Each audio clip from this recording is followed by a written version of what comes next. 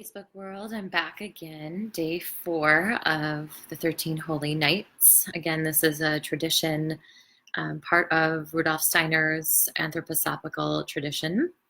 And you can check out his philosophy and see if it jives for you. But I personally love this opportunity to jump into meditation and to, it's a really sweet space to be in the time between Christmas Eve and January 6th.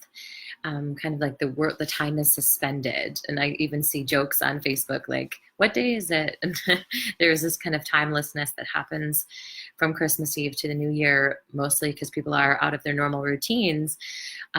But naturally, as the seasons go, this is a time of deep hibernation and a time of deep listening. So this tradition, each night I'm sharing a poem that evokes a particular theme for the night of the 13 Holy Nights, and it coincides with one of the zodiac signs. So each night of the 13 Holy Nights, we take a look at each of the zodiac signs. So we started with Capricorn, and today is influenced by Aries, and Aries signs are known for being very assertive, bold, and daring. And the theme tonight is to be so bold and daring as to see another person as they truly are without judgment. So as human beings, we are constantly saying, deciding inwardly whether we like something or not, whether we're in agreement or not. And frankly, as humans, we're going to continue to do that.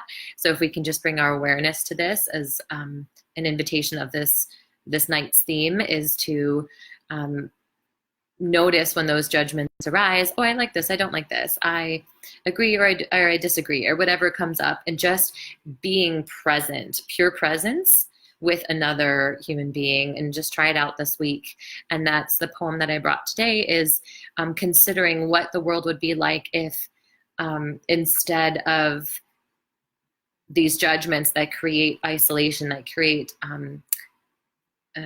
racism, all the isms, like all the separation and judgment against another, if we could drop that and we could just be with one another, it'd be quite surprising the people we would be celebrating that maybe are usually outcast or not celebrated. And this poem evokes it very well. So the poem I'm sharing tonight is called Without Exile by Laura Weaver. So feel free to close your eyes, make sure you're in a quiet place so you can drop into this sweet space with us. It's a very sacred space of deep listening. So allow these words to resonate as they may. So Without Exile by Laura Weaver, inspired by Aries. In the kingdom without exile, there are no borders to defend. And the soldiers all sling mud at one another from hilltops the way they longed to as boys. In the kingdom without exile, even thieves wander the streets calling on their mothers. And the addicts, they only want the taste of God in their mouths, to drink the green light of forests. In the kingdom without exile, the daggers of the mind plunge straight through the soul, leaving no mark. The pain pours through, the fear pours through, the laughter pours through, nothing sticks. And the dream demons who shook their death rattles at you simply crumple into heaps and turn into butterflies. I'm going to say that last part again. And the dream demons who shook their death rattles at you simply crumple into heaps and turn into butterflies. And the ones we once wished to send away live in the center of town, the drunk, the crazy, the wounded, the sick. And what would be a hell becomes a heaven simply because everyone is seen. Come home to this country without exile.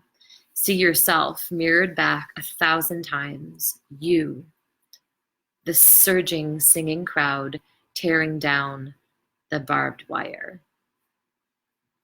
It's a pretty loaded poem, pretty vivid, and it is beautiful and pretty radical to imagine a kingdom, a country, a place where no one is exiled.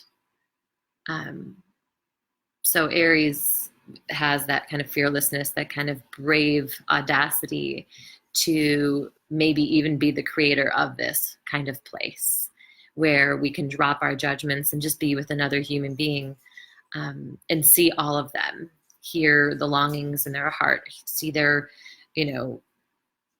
the essence of their soul, which goes beyond, the personality and what the ego likes to project at first.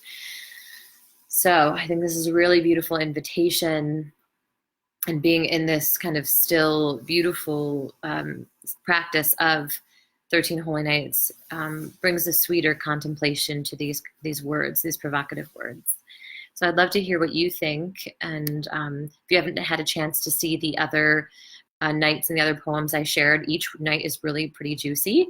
And all of these poems I've pulled from either 13 Holy Nights that I've participated in the past, or poems that I've felt inspired by that seem to match the theme.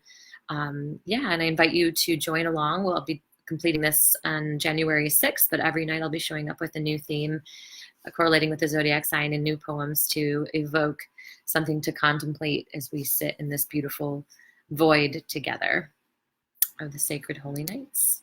Thank you for joining, everyone, and I hope you have a wonderful, wonderful evening. And let me know how these poems touched you. Have a great night. Bye-bye.